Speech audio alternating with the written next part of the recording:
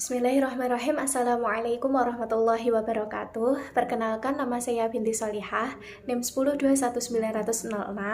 Di sini saya akan mempresentasikan PowerPoint saya yang berjudul Analisis Studi Kasus Akad Murabahah Perspektif Kompilasi Hukum Ekonomi Syariah atau KHES. Memasuki poin pertama, yakni mengenai deskripsi kasus. Di sini saya mengambil studi kasus akad murabahah antara Bank Syariah di daerah Tambun dengan Pak Ahmad. Pak Ahmad sendiri adalah seseorang pemilik PT Pasmitra Mandiri. Nah, perusahaan ini bergerak di bidang distribusi bahan kimia. Suatu waktu Pak Ahmad ingin membeli rumah di daerah Tambun, Bekasi untuk anaknya agar anaknya tinggal dekat dengannya.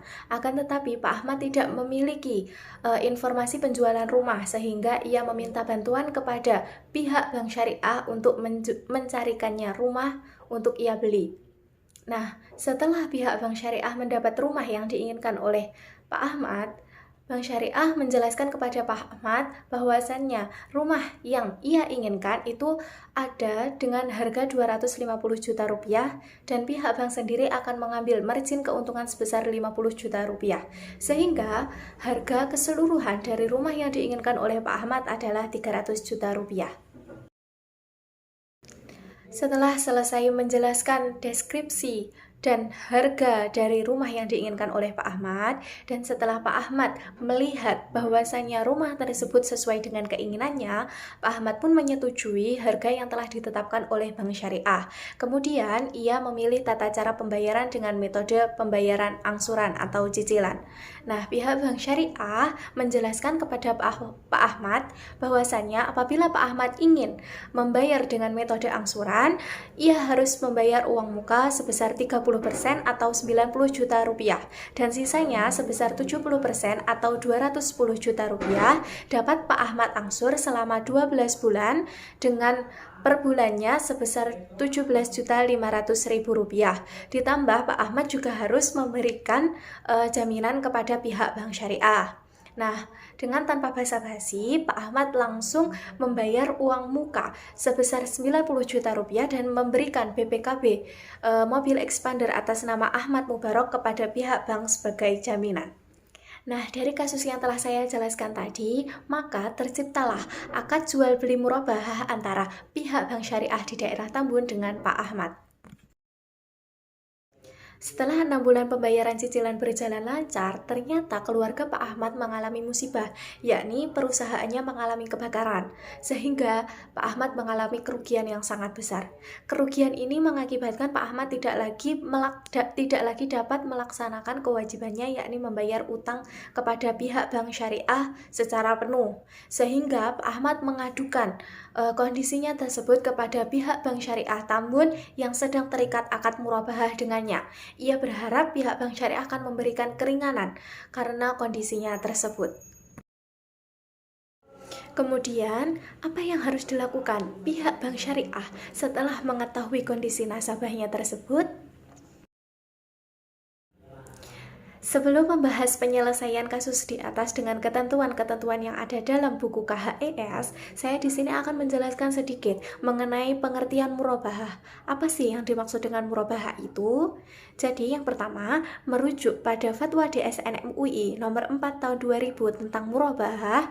Yang dimaksud dengan akad murabahah adalah menjual suatu barang kepada pembeli dengan menegaskan harganya kepada pembeli dan pembeli membayarnya dengan harga lebih sebagai laba. Nah, sedangkan menurut Surat Edaran Otoritas Jasa Keuangan nomor 36 tahun 2015 tentang produk dan aktivitas bank syariah dan unit usaha syariah pada lampiran 4 halaman 59, pembiayaan murabahah yang dilakukan bank syariah dapat diartikan sebagai transaksi jual beli barang dengan harga pokok dan juga margin keuntungan yang telah disepakati antara pihak Bank Syariah dengan pihak nasabah yang mewajibkan nasabah melunasi utang atau kewajibannya. Lalu, bagaimana hukum akad murabahah sendiri dalam agama Islam? Jadi, Hukum akad murabahah itu dalam agama Islam adalah mubah atau diperbolehkan. Dasar hukumnya yang pertama itu ada Quran Surat Al-Baqarah ayat 275, wa ahallallahu al-bai'a wa harrama riba, yang artinya, dan Allah menghalalkan jual beli dan mengharamkan riba. Mengapa dasar hukumnya dasar hukum jual beli? Karena akad murabahah adalah salah satu cabang dari akad jual beli. Nah, yang kedua yakni ada Surat Al-Maidah ayat 1 yang berbunyi, ya ayyuhalladzina amanu aufu bil uqudi, yang artinya hai orang-orang yang beriman, penuhilah akad-akad itu. Dan yang ketiga itu ada Quran Surat Al-Baqarah ayat 280 yang berbunyi, wa in kana dzu usratin fanadhiratun ila maisarah, yang artinya, dan jika orang yang berhutang itu sedang dalam kesukaran, maka berilah tangguh sampai ia berkelapangan. Dasar hukum yang keempat itu ada hadis riwayat Ibnu Majah yang artinya Nabi Muhammad SAW bersabda bahwasannya ada 3 hal yang mengandung berkah, yakni yang pertama jual beli secara tidak tunai, yang kedua ada muqaradah atau mudharabah, dan yang terakhir itu ada mencampur gandum dengan jawawud untuk keperluan rumah tangga, bukan untuk diperjualbelikan. Hadis ini diriwayatkan oleh Ibnu Majah dari Suhaib. Nah, yang kelima itu ada ijma. Ijma mayoritas ulama tentang kebolehan jual beli dengan cara murabahah yang dijelaskan oleh Ibnu Rushd dalam bukunya Bidayah Al-Mujtahid juz 2 halaman 161. Juga dijelaskan oleh Al-Kasani dalam bukunya Bada'is Sana'i juz 5 halaman 220 sampai 222. Nah, yang terakhir yang keenam, pembolehan akad murabahah itu juga dijelaskan dalam kaidah fikih yang artinya itu pada dasarnya semua bentuk muamalah itu boleh, hukumnya adalah boleh, sebelum adanya dalil yang mengharamkan akad tersebut. Kemudian, bagaimana ketentuan-ketentuan yang ada dalam kitab kompilasi hukum ekonomi syariah atau KHES dan ketentuan yang ada dalam fatwa DSN MUI mengenai kasus akad murabahah antara pihak Bank Syariah di Tambun dengan Pak Ahmad dalam kasus di atas? Slide selanjutnya berisi tentang ketentuan-ketentuan yang ada dalam kompilasi hukum ekonomi syariah. Jadi, akad murabahah itu dijelaskan dalam KHES buku 2 tentang akad bagian ke-6 dari pasal 116 sampai pasal 133. Adapun pasal-pasal yang mengatur permasalahan akad murabahah antara pihak Bank Syariah Tambun dengan Pak Ahmad di atas antara lain sebagai berikut.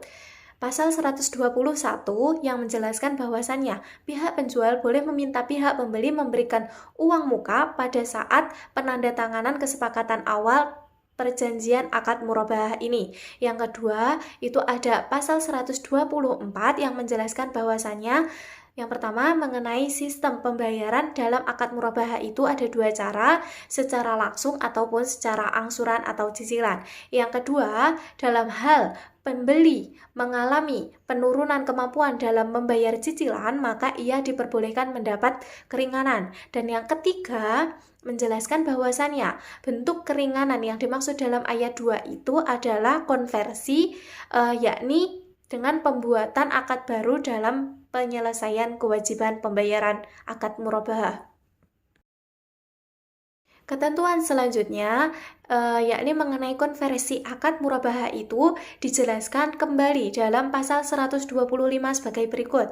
Yang pertama, penjual dapat melakukan konversi dengan membuat akad baru lagi kepada pembeli yang tidak dapat melunasi pembiayaan akad murabahahnya sesuai jumlah dan waktu yang telah disepakati. Yang kedua, penjual dapat memberikan potongan dari total kewajiban pembayaran kepada pembeli dalam akad murabahah yang telah melakukan kewajiban pembayaran cicilannya dengan tepat waktu, dan atau pembeli yang mengalami penurunan kemampuan pembayaran. Dan yang ketiga itu besar potongan sebagaimana yang dimaksud dalam ayat 2 di atas diserahkan kepada kebijakan penjual. Ketentuan akad murabahah yang ada dalam KHES selanjutnya terletak dalam pasal 126 KHES buku 2 yang menjelaskan bahwasannya penjual dapat melakukan penjadwalan kembali tagihan murabahah bagi pembeli yang mengalami penurunan kemampuan dalam melunasi pembayarannya sesuai dengan jumlah dan waktu yang telah disepakati dengan ketentuan. Yang pertama, tidak menambah jumlah tagihan yang tersisa. Yang kedua, pembebanan biaya dalam proses penjadwalan kembali adalah biaya real. Dan yang ketiga, perpanjangan masa pembayaran harus berdasarkan kesepakatan para pihak. Kemudian, dalam pasal 127 dijelaskan bahwasannya penjual dapat meminta kepada pembeli untuk menyediakan jaminan atas benda yang dijualnya dalam akad murabahah. Dan yang terakhir, dalam pasal 128 dijelaskan bahwasannya lembaga keuangan syariah boleh melakukan konversi dengan membuat akad baru bagi nasabah yang tidak dapat menyelesaikan atau melunasi pembayaran murabahahnya sesuai jumlah dan waktu yang telah disepakati dengan syarat yang bersangkutan masih prospektif. Ketentuan selanjutnya, dalam pasal 129 KHS buku 2 dijelaskan bahwasannya akad murabahah dapat diakhiri dengan cara menjual objek akad kepada pihak lembaga keuangan syariah yang kemudian uang hasil penjualan objek akad tersebut dapat digunakan nasabah untuk melunasi sisa utang kepada lembaga keuangan syariah. Sedangkan dalam pasal 130 dijelaskan bahwasannya apabila uang hasil penjualan dari objek akad tersebut melebihi sisa utang, maka kelebihan itu harus dikembalikan kepada peminjam atau pihak nasabah. Dan dalam pasal 131 diperjelas bahwasannya apabila uang hasil penjualan objek akad tersebut kurang dari sisa utang yang dimiliki oleh nasabah, maka sisa utangnya itu tetap menjadi kewajiban yang harus dilunasi oleh nasabah atau peminjam.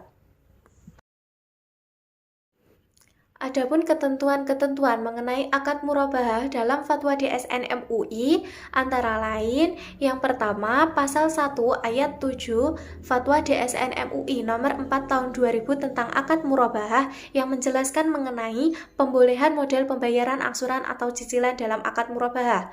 Dalam pasal 2 ayat 4 Fatwa DSN MUI nomor 4 tahun 2000 tentang akad murabahah menjelaskan bahwasannya dalam jual beli murabahah ini, bank diperbolehkan meminta nasabah untuk membayar uang muka saat menandatangani kesepakatan awal. Dan kemudian dalam pasal 3 Fatwa DSN MUI nomor 4 tahun 2000 menjelaskan bahwasannya yang pertama, jaminan dalam akad murabahah itu diperbolehkan agar nasabah serius dengan pesanannya. Dan yang kedua, bank dapat meminta nasabah untuk menyediakan barang jaminan yang dapat dipegang oleh pihak bank. Ketentuan selanjutnya ada dalam pasal 1 ayat 2 Fatwa DSN MUI nomor 17 tahun 2000 tentang sanksi nasabah mampu yang menunda-nunda pembayaran. Dalam pasal ini dijelaskan bahwasannya nasabah yang tidak atau belum mampu melunasi kewajiban karena adanya musibah yang tidak diinginkan tidak boleh dikenakan sanksi. Kemudian dalam Fatwa DSN MUI nomor 48 tahun 2005 tentang penjadwalan kembali tagihan murabahah menjelaskan bahwasannya dalam akad murabahah itu boleh dilakukan penjadwalan kembali atau rescheduling dengan ketentuan sebagai berikut. Yang pertama, tidak menambah jumlah tagihan yang tersisa. Yang kedua, pembebanan biaya dalam proses penjadwalan kembali adalah biaya real. Dan yang ketiga, perpanjangan masa pembayaran harus berdasarkan kesepakatan kedua belah pihak. Selanjutnya, dalam Fatwa DSN MUI nomor 47 tahun 2005 tentang penyelesaian piutang akad murabahah bagi nasabah yang tidak mampu membayar dijelaskan bahwasannya lembaga keuangan syariah boleh melakukan penyelesaian akad murabahah bagi nasabah yang tidak mampu menyelesaikan atau melunasi pembiayaannya dengan jumlah dan waktu yang disepakati dengan ketentuan sebagai berikut.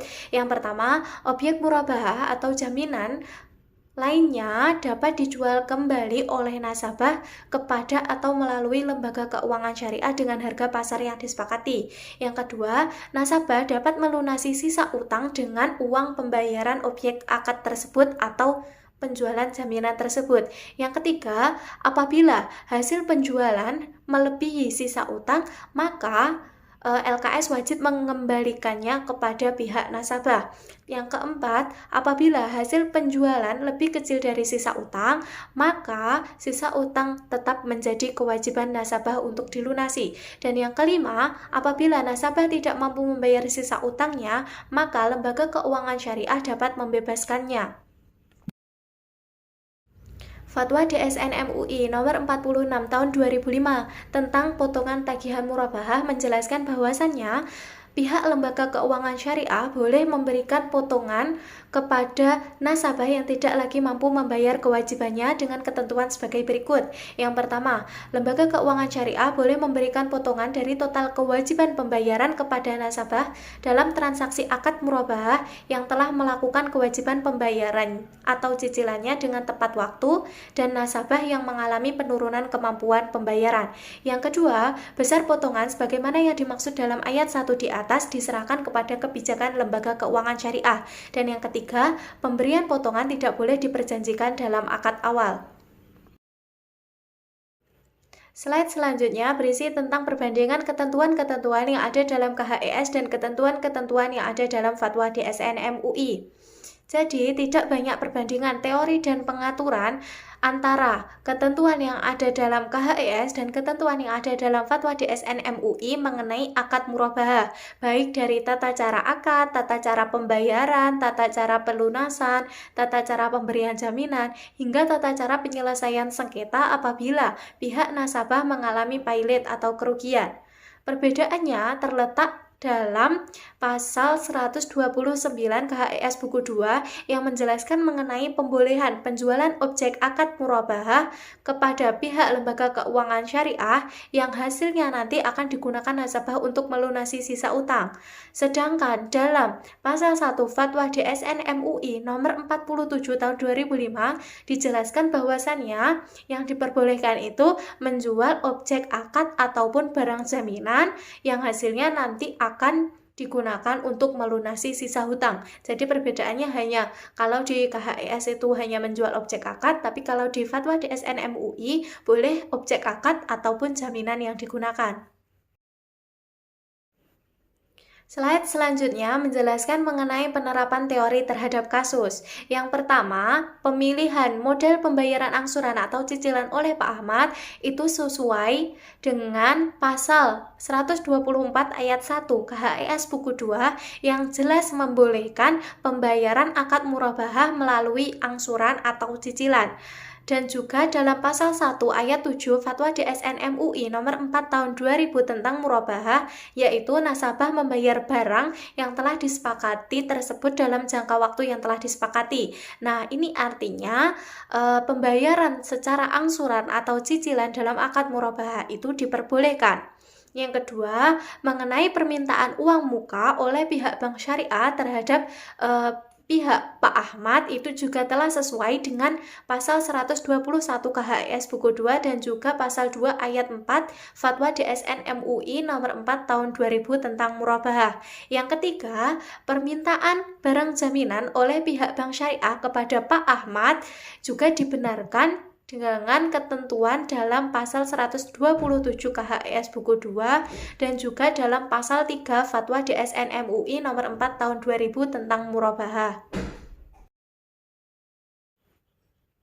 Dari ketentuan-ketentuan yang ada dalam KHES dan ketentuan-ketentuan yang ada dalam Fatwa DSN MUI yang telah saya jelaskan sebelumnya, maka dengan adanya laporan kerugian dari Pak Ahmad yang menyebabkan Pak Ahmad tidak lagi mampu melaksanakan kewajibannya membayar sisa-sisa angsuran rumahnya, maka pihak Bank Syariah dapat memberikan dua tata cara penyelesaian dengan ketentuan yang ada dalam pasal 129 sampai pasal 131 KHES buku 2 tentang akad dan Fatwa DSN MUI nomor 47 tahun 2005 kepada Pak Ahmad.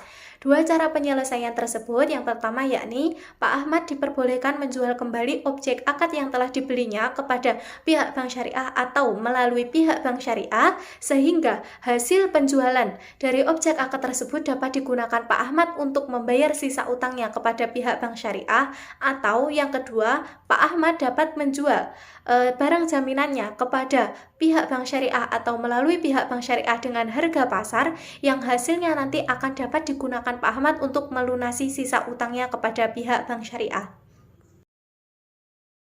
Kemudian, apabila hasil penjualan objek akad ataupun barang jaminan yang dilakukan Pak Ahmad kepada pihak bank syariah ataupun melalui pihak bank syariah masih kurang untuk melunasi sisa-sisa utang Pak Ahmad, maka pihak bank syariah dapat melakukan konversi akad dengan membuat akad baru agar Pak Ahmad dapat melunasi sisa-sisa utangnya. Hal tersebut sesuai dengan pasal 126 KHIS buku 2 dan Fatwa DSN MUI nomor 48 tahun 2005 tentang penjadwalan kembali tagihan akad murabahah.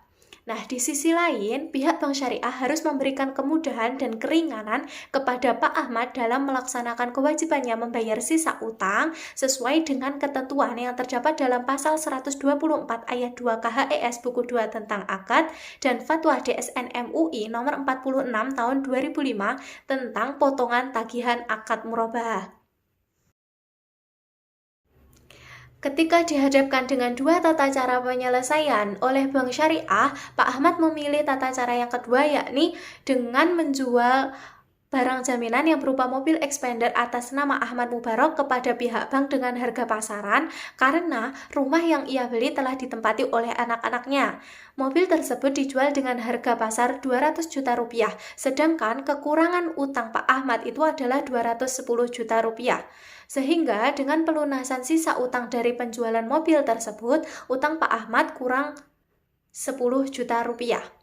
Di sisi lain, berdasarkan ketentuan dalam pasal 125 ayat 2 KHS buku 2 tentang akad dan juga berdasarkan Fatwa DSN MUI nomor 46 tahun 2005 tentang potongan tagihan akad murabahah, pihak bank memberikan keringanan berupa potongan utang yakni sebesar 5 juta rupiah. Sehingga Pak Ahmad memiliki sisa utang 5 juta rupiah dan akan diadakan konversi akad yakni pembentukan akad kembali untuk melunasi sisa utang 50 juta rupiah tadi. Nah, pembuatan akad baru ini sesuai dengan pasal 126 KHS buku 2 tentang akad dan juga sesuai dengan Fatwa DSN MUI nomor 48 tahun 2005 tentang penjadwalan kembali tagihan akad murabahah. Slide selanjutnya mengenai kesimpulan kasus akad murabahah di atas. Jadi, kasus akad murabahah antara pihak Bank Syariah Tambun dengan Pak Ahmad di atas dapat diselesaikan dengan penjualan barang jaminan kepada atau melalui pihak Bank Syariah dengan harga pasaran. Nah, barang jaminan yang berupa mobil expander tersebut dijual dengan harga 200 juta rupiah yang uangnya langsung digunakan Pak Ahmad untuk melunasi sisa utangnya. Akan tetapi, sisa utang Pak Ahmad adalah 210 juta rupiah. Jadi, kekurangan utangnya adalah 10 juta rupiah. Nah, pihak Bank Syariah memberikan potongan utang sebagai bentuk keringanan kepada Pak Ahmad sebesar 5 juta rupiah dan kekurangan utang sebesar 5 juta rupiahnya lagi dibuatkan akad baru oleh pihak Bank Syariah. Akad baru yang dibuat oleh pihak Bank Syariah guna untuk pelunasan sisa utang dari Pak Ahmad berisi tentang model pembayaran secara angsuran atau cicilan selama 5 bulan berturut-turut dengan nominal pembayaran per bulan sebesar 1 juta rupiah dan langsung disetujui oleh Pak Ahmad. Pak Ahmad pun melakukan akad kedua ini dengan baik. Ia membayar utang-utangnya, ia membayar sisa utang-utangnya secara rutin dan tepat waktu hingga pada akhirnya Pak Ahmad dapat melunasi utang-utangnya tersebut. Slide yang terakhir berisi saran. Adapun saran yang dapat saya berikan terhadap kasus akad murabahah di atas yang pertama yakni pada saat pemberian potongan atau keringanan dari pihak Bank Syariah kepada pihak Pak Ahmad, seharusnya pihak Bank Syariah itu bertanya terlebih dahulu kepada pihak Pak Ahmad, apakah Pak Ahmad merasa keberatan atau tidak mampu dengan kekurangan utang sebesar 10 juta rupiah tersebut. Yang kedua, pada saat pembuatan akad baru, seharusnya pihak Bank Syariah itu memberikan opsi atau pilihan kepada Pak Ahmad, apakah Pak Ahmad akan membayarnya secara langsung atau membayarnya secara angsuran atau cicilan. Nah, yang ketiga, saran untuk Pak Ahmad, ketika ia dihadapkan dengan kekurangan utang sebesar 5 juta rupiah, dan ia memiliki uang sebesar 5 juta rupiah tersebut atau simpanan kekayaan, seharusnya Pak Ahmad itu memilih pembayaran secara langsung daripada pembayaran secara cicilan atau angsuran, agar ia segera menyelesaikan kewajibannya dan tidak ada tanggungan lagi. Sekian presentasi yang dapat saya sampaikan. Apabila ada kekurangan, saya mohon maaf yang sebesar-besarnya. Wa akhiran billahi taufiq wal hidayah wa ridha wal inayah. Wassalamualaikum warahmatullahi wabarakatuh.